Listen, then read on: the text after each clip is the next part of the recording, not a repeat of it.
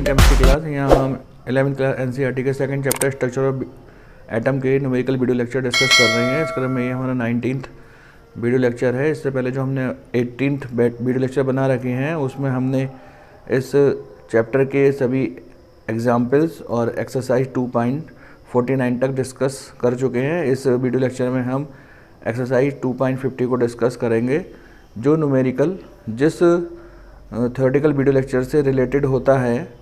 उस theoretical video lecture का link हम आपको नीचे डिस्क्रिप्शन बॉक्स में प्रोवाइड करा देते हैं और साथ में हम उसको ग्रीन बोर्ड पर भी मेंशन कर देते हैं, जिससे कि आपका न्यूमेरिकल से संबंधित पूरा कॉन्सेप्ट क्लियर हो सके। तो आप उस न्यूमेरिकल को करने से पहले उस न्यूमेरिकल से संबंधित थ्योरेटिकल वीडियो लेक्चर है उसको आप अवश्य देखिएगा। उसका लिंक आपको नीचे डिस्क्रिप्शन बॉक्स में मिल जाएगा। इस वीडियो लेक्चर में हम एक्सरसाइज 2.50 को डिस्कस करेंगे, जिसमें कि वह कहना चाहता है कि सबसे लंबी द्विगुणित तरंग दैर्ध्य जिंक अवशोषण संक्रमण 589 और 589.6 नैनोमीटर में देखा जाता है। प्रत्येक संक्रमण की आवृत्ति और दो उत्तेजित अवस्थाओं के बीच ऊर्जा के अंतर की गणना कीजिए। यदि हम इसको अंग्रेजी में पढ़ें तो वह कहता है the longest wavelength doublet absorbed transition is absorbed at 589 and 589.6 nanometer. Calculate the frequency of each transition and energy difference between the two excited state. तो जैसा कि आप सामने ग्रीन बोर्ड पर देख रहे हैं, इस न्यूमेरिकल में उसने दो तरंग दैर्ध्य λ1 और λ2 की वैल्यू नैनोमीटर में दे रखी है 589, जिस नैनोमीटर को हमने 10⁻⁹ से मल्टीप्लाई करके मीटर में चेंज कर लिया है। इसी प्रकार से λ2 की वैल्यू 589.6 नैनोमीटर दे रखी है और इसको हमने 10⁻⁹ से गुणा करके मीटर में चेंज कर लिया है। तो इनसे संबंधित आवृत्ति अर्थात ν1 और ν2 को वो पूछना चाहता है। तो जैसे कि आप सामने ग्रीन बोर्ड पर देख रहे हैं, ν1 = c1/λ। यहाँ पर c जो है वो प्रकाश का वेग होता है, जिसकी वैल्यू 3×10⁸ मीटर प्रति सेकंड होती है और λ1 की वैल्यू हमको मालूम है। दोनों की मान हम सूत्र में लगा करके ν1 की वैल्यू को ज्ञात कर लेंगे, जो कि 5.093 × 10⁻14 सेकंड इनवर्स आती है। इसी प्रकार से हम यहाँ पर ν2 की वैल्यू भी ज्ञात कर लेंगे। c/λ2 होगी और c की वैल्यू आपको मालूम है, λ2 की वैल्यू आपको मालूम है। जब आप ये मान इन सूत्र में रखेंगे तो इस प्रकार से आपको आवृत्ति ν2 की वैल्यू 5.088 × 10⁻14 सेकंड प्राप्त हो जाएगी। दूसरे पार्ट में वह हमसे इस लैम्डा से संबंधित ऊर्जा अर्थात E1 को और λ2 से संबंधित ऊर्जा अर्थात E2 को काउंट करवा के उनके एनर्जी डिफरेंस को पूछना चाहता है। तो आइए देखते हैं कि ये किस प्रकार से होता है। तो जैसे कि आप सामने ग्रीन बोर्ड पर देख रहे हैं, यहाँ पर λ1 से उत्सर्जित ऊर्जा E1 की वैल्यू h ν1 होगी और λ2 से उत्सर्जित एनर्जी की वैल्यू E2 h ν2 के बराबर होगी। तो हमें इन दोनों का एनर्जी डिफरेंस याद करना है, जो कि डेल्टा E बराबर E2 - E1 होगा। तो यहाँ पर E2 - E1 की वैल्यू हमने यहाँ पर रख दी h ν2 - h ν1। दोनों को हमने माइनस करना है, h कॉमन ले लिया, ν2 - ν1। h जो कि प्लांक कांस्टेंट है, इसकी वैल्यू 6.624 × 10⁻34 और ν2 की वैल्यू 5.088 × 10⁻14 माइनस ν1 की वैल्यू 5.093 × 10⁻14। जब हम इसको सॉल्व कर लेंगे तो वह -6.624 × 10⁻34 गुणा 0.005 × 10⁻14 के बराबर आएगा। इन दोनों का जो डिफरेंस है वह 0.005 के बराबर आएगा। जब हम इसकी कैलकुलेशन कर लेंगे तो डेल्टा ए की वैल्यू -3.31 × 10⁻22 जूल हमको प्राप्त हो जाएगी। तो हम कहते हैं यहाँ पर जो एनर्जी डिफरेंस है वह -3.31 × 10⁻22 जूल के इक्वल है। इसका आप स्क्रीनशॉट ले लीजिएगा और इसको इसी प्रकार से अपनी कॉपी में करने का प्रयास कीजिएगा। आइए नेक्स्ट एक्सरसाइज 2.51 को डिस्कस करते हैं, जिसमें कि वह कहना चाहता है कि सीजियम परमाणु का कार्यफलन 1.9 इलेक्ट्रॉन वोल्ट है। तो पहले पार्ट में पूछना चाहता है उत्सर्जित विकिरण की दहली तरंग दैर्ध्य ज्ञात कीजिए। दूसरे पार्ट में पूछना चाहता है दहली आवृत्ति की गणना कीजिए। यदि सीजियम तत्व को 500 नैनोमीटर की तरंग दैर्ध्य के साथ विकृत किया जाए तो निकले हुए फोटो इलेक्ट्रॉन की गतिज ऊर्जा और वेग की गणना कीजिए। तो जैसे कि आप सामने ग्रीन बोर्ड पर देख रहे हैं, यहाँ पर हमसे दहली आवृत्ति के बारे में पूछा जा रहा है। हम जानते हैं कि वर्क फंक्शन और दहली आवृत्ति में जो रिलेशन है वह सामने ग्रीन बोर्ड पर लिखा है, W0 बराबर H न्यू जीरो। यहाँ पर हम न्यू जीरो की वैल्यू निकालेंगे जो कि W/H के इक्वल होगी। W और H की वैल्यू लगाने पर दहली आवृत्ति की वैल्यू 4.59 और 10⁻14 सेकंड इनवर्स हमको प्राप्त हो जाएगी।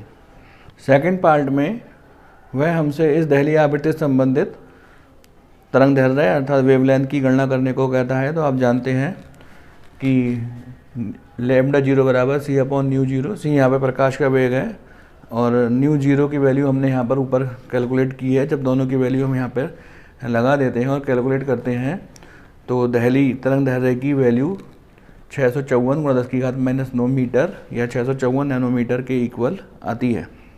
नेक्स्ट पार्ट में वह ये कहता है कि जो सीजियम मेटल है उसके ऊपर हमने 500 नैनोमीटर की एक तरंग दैर्ध्य हम उसके ऊपर गिराते हैं, तो उस तरंग दैर्ध्य को एब्जॉर्ब करके सीजियम मेटल से निकलने वाले फोटॉन्स की काइनेटिक एनर्जी क्या होगी।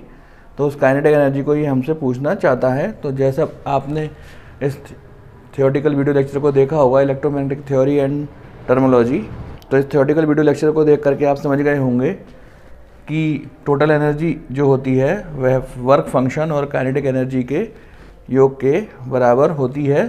तो यहाँ पर टोटल एनर्जी को हमने H न्यू से प्रदर्शित किया है और work function H0 plus kinetic energy, इस फॉर्मूले से हमने काइनेटिक एनर्जी की वैल्यू को डेवलप किया है जो कि H0 के बराबर होगी। यहाँ पर हमने H को कॉमन ले लिया है तो ब्रैकेट के अंदर ν - ν0 बचेगा जो कि C/λ के बराबर होता है। तो C फिर हमने यहाँ पर कॉमन ले लिया है, तो हमारा जो काइनेटिक एनर्जी का फॉर्मूला बन जाएगा वह होगा Hc ब्रैकेट में 1/λ - 1/λ0। यहाँ पर जो ये लैम्डा है ये 500 नैनोमीटर के बराबर होगी और λ0 की वैल्यू हमने अपने बी पार्ट में सॉल्व करके 654 × 10⁻9 मीटर के इक्वल निकाली है। इन सब वैल्यूज़ को हम इस फॉर्मूले में रखेंगे। तो जैसे कि आप सामने ग्रीन बोर्ड पर देख रहे हैं, H यहाँ पे प्लांक कांस्टेंट है, इसकी वैल्यू 6.624 और 10⁻⁻34 के बराबर होती है और C प्रकाश का वेग है जिसका मान 3 × 10⁸ मीटर प्रति सेकंड के बराबर होता है। और यहाँ पर हमने लैम्डा की वैल्यू लगा दी है जो कि 500 नैनोमीटर के बराबर है, जिसको हमने 10⁻9 से गुणा करके मीटर में चेंज कर लिया है। और λ0 यहाँ पर हमने कैलकुलेट करके निकाली है 654 × 10⁻9। 10⁻9 हमने कॉमन ले लिया है। जब हम इस सबको कैलकुलेट करते हैं तो इस सीजियम मेटल से निकलने वाले फोटोन की काइनेटिक एनर्जी 9.36 × 10⁻20 जूल के इक्वल हमको प्राप्त हो जाती है। कैलकुलेशन आपको स्वयं करनी होगी और यदि कोई आपको कठिनाई आती है तो आप उसको पूछ सकते हैं। नेक्स्ट पार्ट में वह हमसे इस काइनेटिक एनर्जी रखने वाले फोटोन की वेलोसिटी को पूछना चाहता है। वह ये कहना चाहता है कि इस फोटोन की वेलोसिटी ज्ञात कीजिए जिसकी काइनेटिक एनर्जी जो अभी हमने कैलकुलेट करके निकाली है 9.36 × 10⁻20 जूल। तो इसकी काइनेटिक एनर्जी से इसकी वेलोसिटी की गणना कीजिए। तो हम जानते हैं काइनेटिक एनर्जी बराबर 1/2 mv² के बराबर होता है। तो यहाँ पे v² बराबर 2 गुणा काइनेटिक एनर्जी बटे फोटोन का द्रव्यमान। फोटोन का द्रव्यमान हम जानते हैं 9.1 × 10⁻31 के बराबर होता है। जब हम इसका कैलकुलेशन करेंगे तो v² की वैल्यू 20.55 × 10⁻10 के बराबर प्राप्त होगी। जब हम इसका वर्गमूल ले लेंगे तो इसका मान 4.53 × 10⁻5 मीटर प्रति सेकंड के बराबर प्राप्त होगा। इसकी कैलकुलेशन आपको खुद करनी होगी और यदि कोई कठिनाई आती है तो आप उसको पूछ सकते हैं। आइए नेक्स्ट एक्सरसाइज नंबर 2.52 की ओर चलते हैं, जिसमें कि वह कहना चाहता है कि जब सोडियम धातु की विभिन्न तरंग दैर्ध्यों के साथ विकिरणित किया जाता है तो निम्नलिखित परिणाम प्राप्त होते हैं। इसने यहाँ पर एक टेबल दे रखी है, उसके ऊपर इसने भिन्न भिन्न तरंग दैर्ध्य वाली प्रकाश को इसने सोडियम मेटल के ऊपर गिराया है और उनसे निकलने वाले फोटोन की वेलोसिटी इसने यहाँ पर काउंट की है। जब ये 500 नैनोमीटर का प्रकाश सोडियम मेटल पर गिराता है तो उससे निकलने वाले फोटोन की जो वेग होता है वह सेंटीमीटर प्रति सेकंड में 2.55 गुणा 10⁻⁻5 के इक्वल होता है। और जब इस सोडियम मेटल पर वह 450 नैनोमीटर की तरंग दैर्ध्य गिराता है तो उससे निकलने वाले फोटोन की वेग 4.35 गुणा 10⁻⁻5 सेंटीमीटर प्रति सेकंड होता है। और जब इस पर वो 400 नैनोमीटर का प्रकाश गिराता है तो सोडियम मेटल से निकलने वाले फोटोन का वेग 5.35 गुणा 10⁻⁻5 सेंटीमीटर प्रति सेकंड होता है। तो वह ये कहना चाहता है कि दहली तरंगदैर्ध्य तथा प्लांक स्थिरांक की गणना कीजिए। तो यहाँ पर जो इसने आंकड़े दे रखे हैं उन आंकड़ों से हमको दहली तरंगदैर्ध्य की गणना करनी है। तो ये एक लेंदी न्यूमेरिकल है और हमारे video lecture number 7 black body radiation and photo electric effect से रिलेटेड है। जैसा कि आप सामने चित्र में देख रहे हैं, सोडियम मेटल के ऊपर हमने एक तरंग दैर्ध्य हम उसके ऊपर गिराते हैं, एक प्रकाश की तरंग दैर्ध्य गिराते हैं। इस तरंग दैर्ध्य में से वह कुछ एनर्जी को वह एब्जॉर्ब कर लेता है और जो शेष एनर्जी बचती है वो उससे निकलने वाले फोटोन को काइनेटिक एनर्जी के रूप में प्राप्त हो जाती है। तो इस प्रकार जो फोटो इलेक्ट्रिक इफेक्ट का जो फॉर्मूला डेवलप होता है वो आप सामने ग्रीन बोर्ड पर लिखा हुआ देख रहे हैं। Total energy is equal to work function plus kinetic energy. Work function वह मिनिमम एनर्जी होती है जो कि किसी मेटल के द्वारा एब्जॉर्ब की जाती है और जो शेष एनर्जी मिलती है वह मेटल अपने से निकलने वाले फोटोन को ट्रांसफ़र कर देता है जो कि काइनेटिक एनर्जी के रूप में उसमें संचित हो जाती है। जैसे कि आप यहाँ पे सामने ग्रीन बोर्ड पर देख रहे हैं कि एक सोडियम मेटल के ऊपर हमने एक तरंग दैर्ध्य को गिराया है जिसकी की एनर्जी को हमने यहाँ पे टोटल एनर्जी बोला है और जो कि h न्यू के इक्वल होगी। इस टोटल एनर्जी में से कुछ एनर्जी को वह एब्जॉर्ब कर लेगा जिसको कि हमने यहाँ पे वर्क फंक्शन बोला है और वह h न्यू 0 के इक्वल होती है। और शेष एनर्जी जो बचेगी वह उसको काइनेटिक एनर्जी के रूप में प्राप्त हो जाएगी। तो इस प्रकार जो यहाँ पे फॉर्मूला डेवलप होता है, total energy is equal to work function plus kinetic energy. इस वर्क फंक्शन को मैं एक बार फिर से रिपीट कर देता हूँ। वर्क फंक्शन वह मिनिमम एनर्जी होती है जो कि किसी मेटल के द्वारा एब्जॉर्ब की जाती है। तो माना इस वर्क फंक्शन का जो वेव लेंथ है, तरंग दैर्ध्य है, वह λ0 नैनोमीटर में हमने यहाँ पर काउंट कर लिया है। तो आइए इस फॉर्मूले में हम वैल्यू लगाते हैं। Total energy h nu is equal to h nu 0 plus kinetic energy h nu minus h nu 0 is equal to kinetic energy h common ले लीजिए, nu minus nu 0 is equal to kinetic energy. Nu की value लगा दीजिए c/λ minus c/λ0 is equal to 1/2 mv²। तो ये हमारा formula develop हो गया। यहाँ से हमने c को कॉमन ले लिया, 1/λ minus 1/λ0 is equal to 1/2 mv²। तो जैसा कि आपने न्यूमेरिकल में पढ़ा था कि वह हमसे इस λ0 को काउंट करने के लिए कह रहा है जिसको हमने λ0 नैनोमीटर में ही मान रखा है। इसकी वैल्यू को हम 10⁻⁹ से मल्टीप्लाई करके यहाँ पर ही हम इसको मीटर में चेंज कर देते हैं और इस पर हम विभिन्न तरंग दैर्ध्य की विकिरण को गिराएंगे और इससे निकलने वाले जो फोटोन हैं उनकी वेलोसिटी यानी कि वेग को उसने हम मीटर प्रति सेकंड में ना दे करके सेंटीमीटर प्रति सेकंड में दे रखा है। तो वहाँ पर हम उसको 100 से डिवाइड करके सेंटीमीटर प्रति सेकंड से मीटर प्रति सेकंड में चेंज करेंगे और इस प्रकार हम यहाँ पर भिन्न भिन्न इक्वेशंस को डेवलप करेंगे। तो आप यहाँ पर फॉर्मूला ध्यान रखिएगा। फॉर्मूला होगा HC ब्रैकेट में 1/λ minus 1/λ0 is equal to 1/2 mv²। λ0 की वैल्यू को हमको काउंट करने के लिए कह रहा है। लैम्डा के उसने विभिन्न मान हमको दे रखे हैं और उन लैम्डा के विभिन्न मान पर जो फोटोन की जो वेलोसिटी आ रही है वो भी उसने हमको यहाँ पर दे रखी है। तो इस प्रकार से हम भिन्न भिन्न समीकरण बना करके उनको सॉल्व करने का प्रयास करेंगे और इस λ0 की वैल्यू को कैलकुलेट करके ज्ञात करेंगे। तो जैसा कि आपने न्यूमेरिकल में पढ़ा था, उसने भिन्न भिन्न तरंग दैर्ध्य वाले विकिरण सोडियम मेटल पे गिराए थे और उनसे निकलने वाले फोटोन की वेलोसिटी को उसने काउंट किया था जो कि सेंटीमीटर प्रति सेकंड में था। तो जब उसने 500 नैनोमीटर का प्रकाश सोडियम मेटल पे गिराया तो उससे निकलने वाले फोटोन की जो वेलोसिटी थी वो 2.55 × 10⁻⁵ सेंटीमीटर प्रति सेकंड में थी। जो हमने 100 से डिवाइड करके मीटर प्रति सेकंड में चेंज कर लिया है, और साथ में नैनोमीटर का 10⁻⁹ भी हमने यहाँ पे कॉमन ले लिया है। उस प्रकार हमने समीकरण नंबर 1 को डेवलप किया है।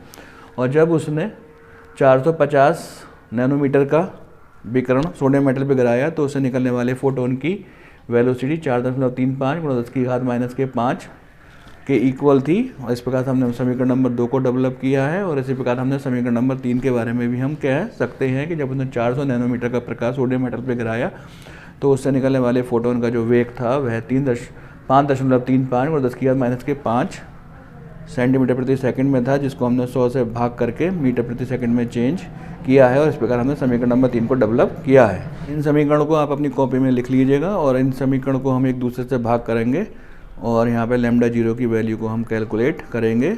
इसका जो कैलकुलेशन है वो एक बहुत ही ईजी प्रोसेस है जो आप देखते देखते ही समझ में आ जाएंगे। तो यहाँ पर हम समीकरण नंबर 2 में हम 1 से भाग कर देंगे और λ0 की वैल्यू को काउंट करेंगे।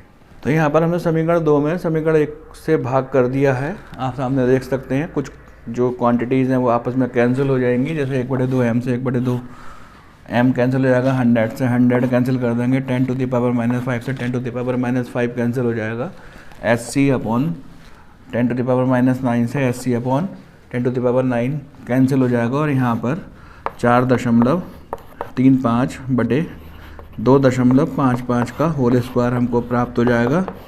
और यहाँ पर हम 450 λ0 को हम यहाँ पर LCM ले लेंगे तो λ0 माइनस 450 प्राप्त होगा। और इसी प्रकार से नीचे भी 500/λ0 को हम LCM ले लेंगे तो यहाँ पर λ0 माइनस 500 प्राप्त हो जाएगा। λ0 से λ0 कट गया, 0 से 0 कट गया, तो 4.35/2.55 का होल स्क्वायर इजिकल टू 50 ऊपर पहुँचा दीजिए, 45 नीचे आ जाएगा, 50/45 45 और ऊपर आ गया λ0 माइनस 450 ब्रैकेट में और यहाँ पर λ0 माइनस 500। अब यहाँ पे इसको हमें सॉल्व करना है और λ0 की वैल्यू को हमें निकालना है। इतना आप अपनी कॉपी में लिख लीजिएगा, इससे आगे को और सॉल्व करते हैं। जैसा कि हमने ग्रीन बोर्ड पर देख रहे हैं, इसकी कैलकुलेशन का स्क्रीनशॉट ले लीजिएगा और इसको आप स्वयं कर सकते हैं। और इस प्रकार से λ0 की वैल्यू आप 531.56 नैनोमीटर ज्ञात कर सकते हैं। ये एक सिंपल सी कैलकुलेशन है जो आप स्वयं कर सकते हैं। अगर मैं समझाऊंगा तो हो सकता है कहीं ना कहीं आपके कॉन्सेप्ट में और मेरे कॉन्सेप्ट में डिसमैच हो जाए और आपको और समझ में ना आए, तो इसलिए आपको इसको खुद ही कैलकुलेशन करना होगा। इसको समझने की प्रयास कीजिएगा और आप इसको खुद ही कर सकते हैं। तो इस प्रकार से हमने इक्वेशन नंबर 2 और इक्वेशन नंबर 1 को सॉल्व करके λ0 यानी कि थ्रेशोल्ड वेवलेंथ की वैल्यू निकाल ली। और अब वह हमसे इस थ्रेशोल्ड वेवलेंथ से प्लांक कांस्टेंट की वैल्यू निकालने को कहता है। तो इस थ्रेशोल्ड वेवलेंथ को हम इक्वेशन नंबर 3 में रख करके प्लांक कांस्टेंट की वैल्यू को कैलकुलेट कर सकते हैं, जो कि एक सिंपल सा कैलकुलेशन होगा। आप इसको स्वयं कर सकते हैं। इस प्रकार हमारा ये 19th वीडियो लेक्चर यहाँ पे फिनिश होता है। अब जब हम अपने नेक्स्ट वीडियो लेक्चर में मिलेंगे तो इससे आगे के न्यूमेरिकल्स करेंगे। यदि आपको कुछ पूछना है या फिर कुछ समझ में नहीं आता है तो आप उसको डिस्कशन बॉक्स में या फिर कमेंट या फिर व्हाट्सएप ग्रुप पर पूछ सकते हैं।